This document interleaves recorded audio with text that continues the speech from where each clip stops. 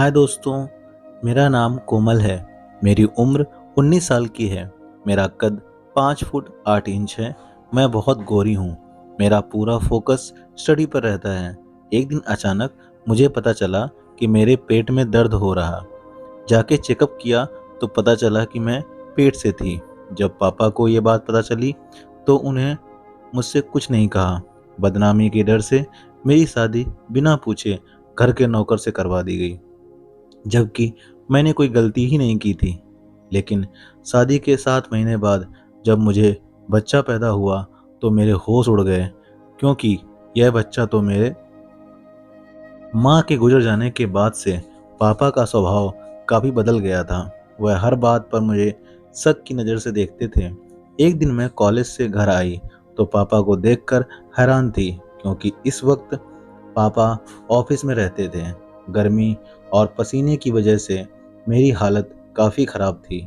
सब कुछ चिपका हुआ था। पापा ने गहरी नज़रों से मेरी तरफ देखा, जैसे वो मेरे अंदर कुछ झांकना चाहते हों, और देखते ही बड़े अजीब लफ्ज़ों में पूछा, आज तुम्हें कॉलेज से आने में इतनी देर क्यों हो गई? और कहाँ से आ रही हो? किसके साथ चिपकी हुई थी जो तुम इतना गीली हो रखी हो?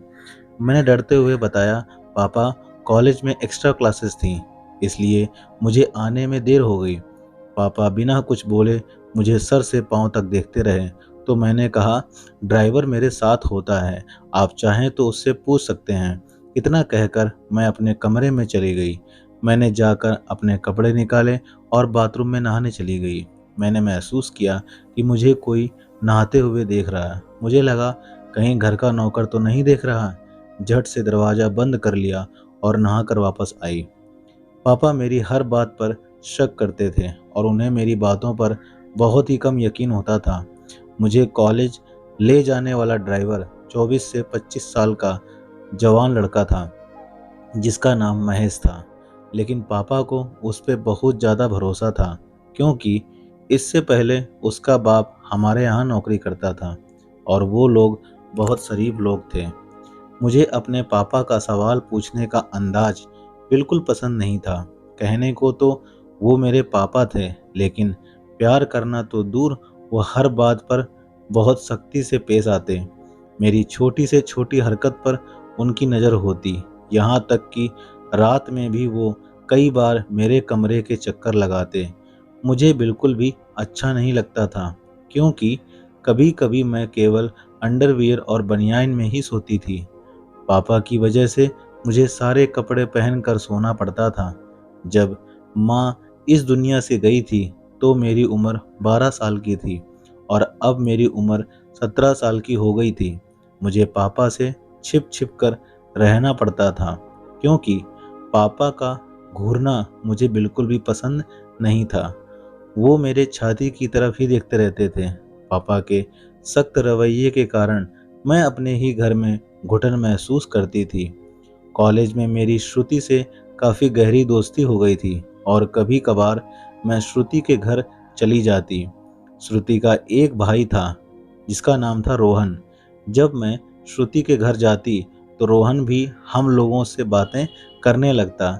उसकी बातों से मुझे लगता था कि वो मुझे बहुत पसंद करता है।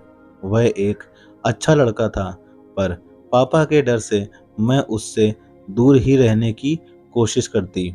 लेकिन एक दिन मेरी बदकिस्मती थी कि पापा मेरे पीछे कॉलेज आ गए और उन्होंने मुझे रोहन के साथ बात करते हुए देख लिया।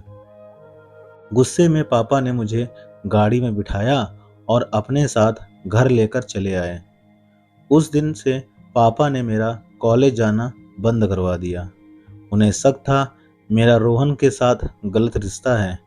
मैंने पापा को समझाने की लाख कोशिश की, पर उन्होंने मेरी एक ना सुनी और गुस्से में कहने लगे, मैं अपनी इज्जत को दांव पर लगते नहीं दे सकता। तुमने मेरा भरोसा तोड़ दिया है और इतनी पाबंदियों के बावजूद तुमने मेरे मुंह पर कालिख लगवा दी।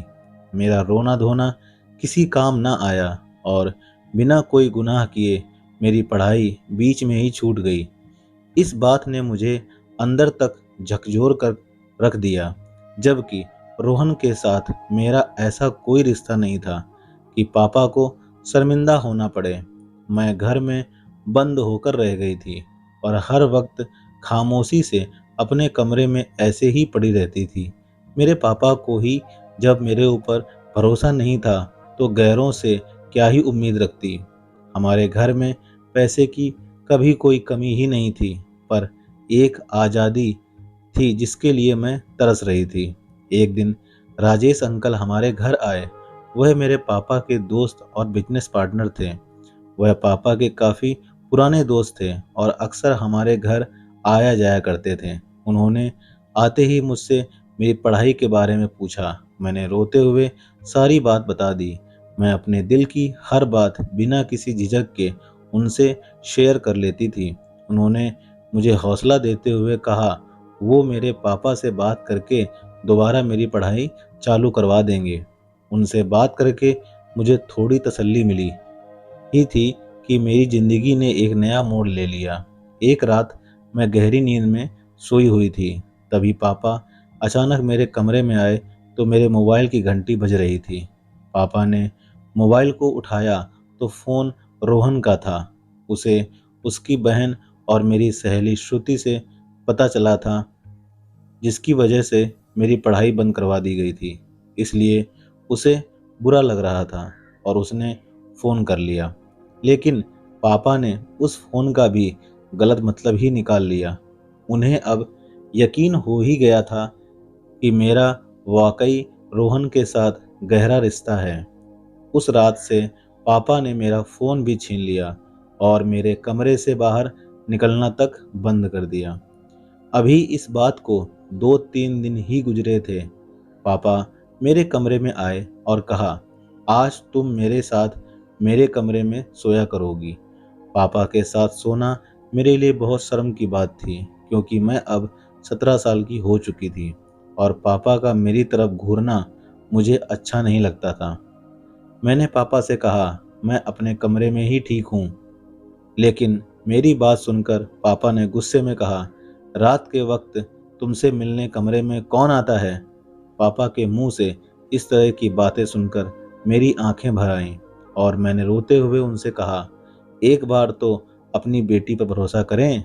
पापा ने कहा, जितना भरोसा करना था मैंने कर लिया, पर आज के बाद तुम मेरे ही कमरे में सोया करोगी। उस दिन के बाद से पापा ने मुझे अपने कमरे में सुलाना शुरू कर दिया। ऐसे ही 3 महीने खराब होने बीत गए और अचानक मेरी तबीयत खराब होने लगी। मेरा सर भारी रहने लगा और अक्सर मुझे चक्कर आया जाया करते। पापा ने जैसे ही मुझे इस हाल में देखा तो उन्हें पूरा यकीन हो गया कि मैं प्रेग्नेंट हूँ।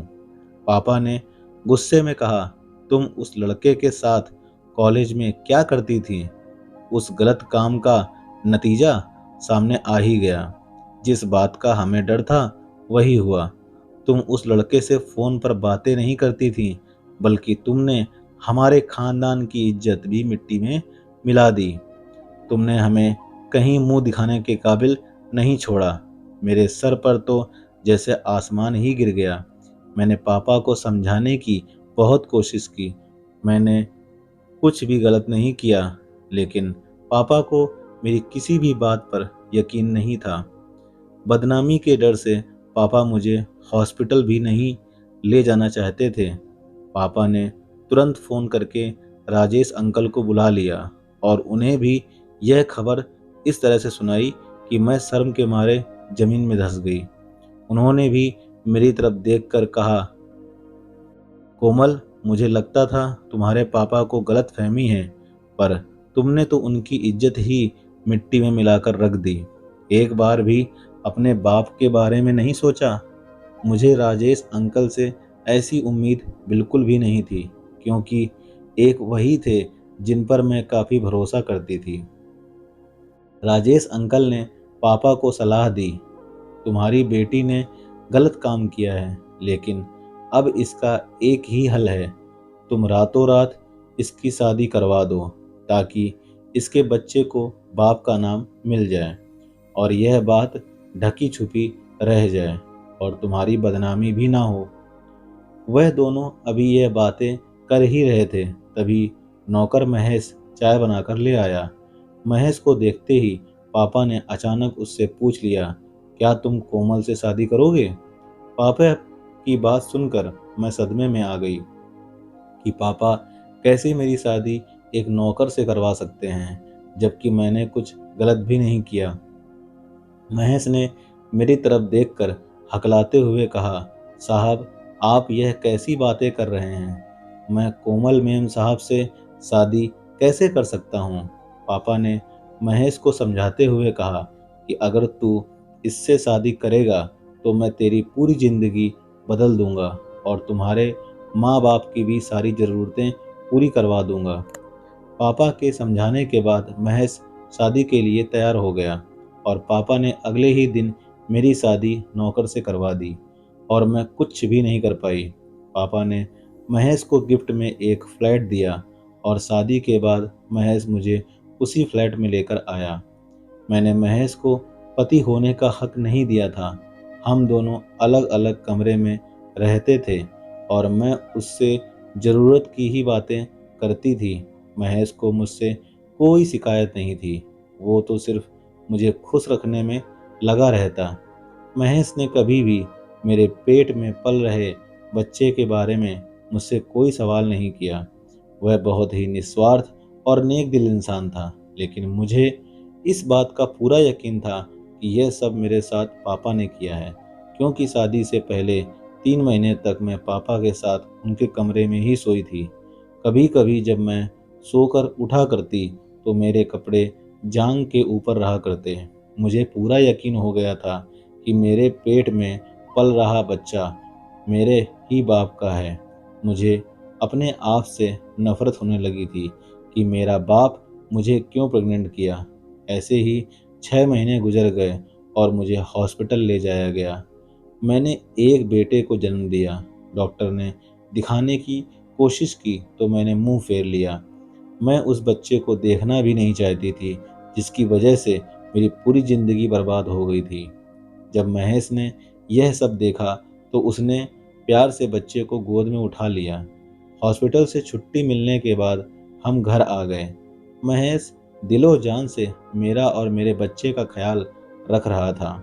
उसका यह अंदाज देखकर मैं हैरानी से पूछा, महेश तुम कैसे एक नाजायज़ बच्चे को इतने प्यार से अपना सकते हो, जबकि तुम्हें पूरी तरह से पता है यह बच्चा तुम्हारा नहीं है।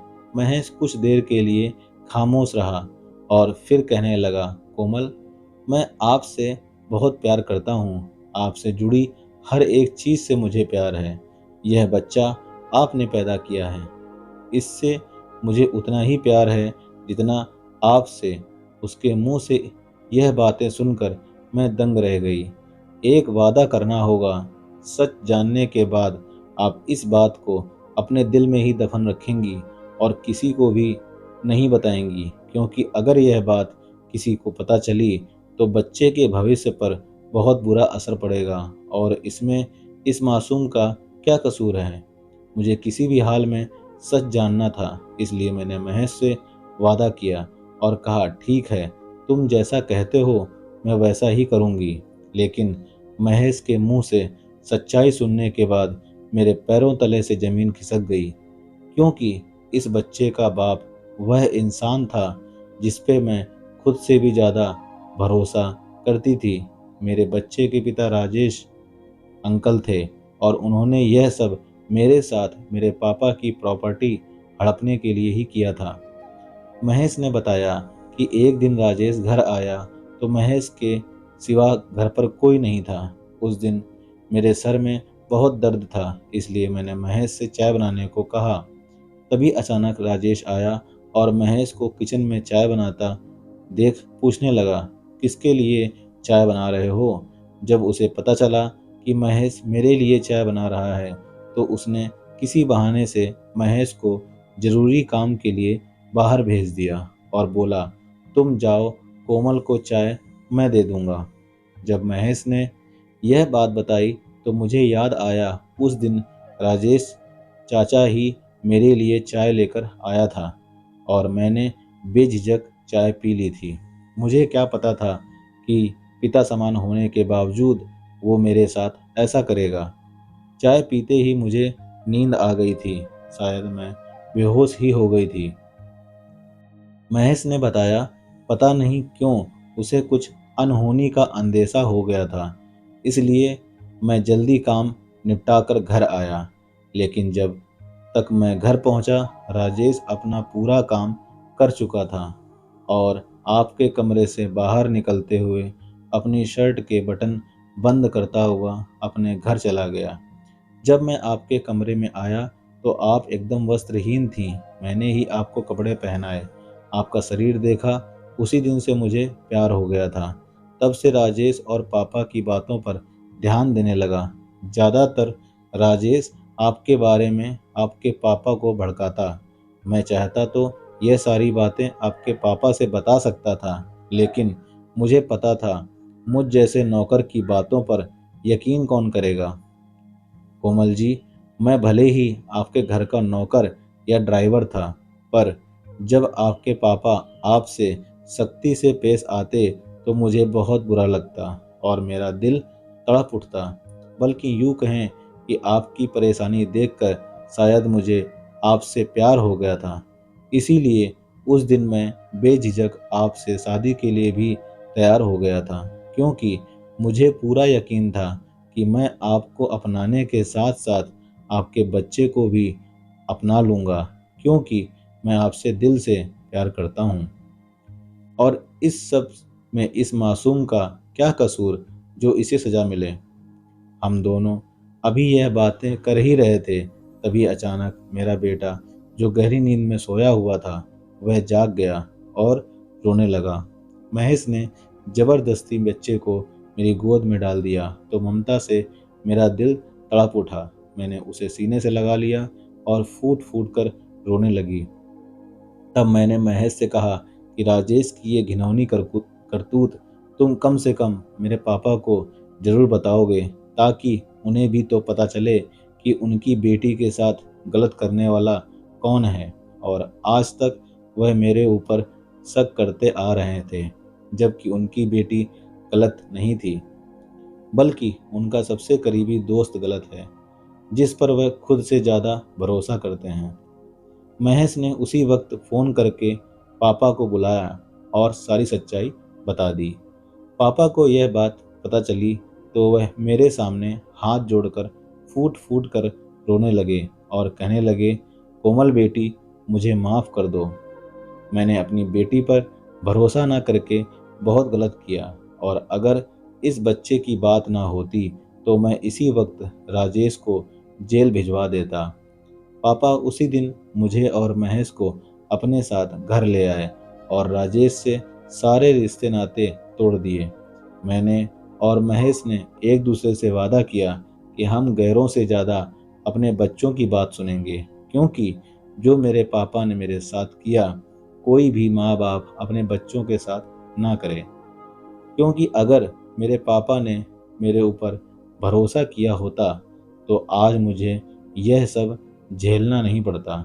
दोस्तों, ऐसे बहुत से भेड़िए हमारे घर में मौजूद होते हैं, तो नज़र रखें ऐसे लोगों पर, ताकि आप अपने बच्चों को ऐसे भेड़ियों से बचा सकें। कहानी कैसी लगी कमेंट करके ज़रूर बताना, और चैनल पर नए हो तो चैनल को लाइक, सब्सक्राइब और शेयर ज़रूर कर देना। साथ ही साथ बेल आइकन को प्रेस कर देना, ताकि मेरी सारी स्टोरीज़ आपको मिलती रहें। मिलते हैं दोस्तों अगली सच्ची कहानी में, तब तक के लिए जय हिंद, जय भारत।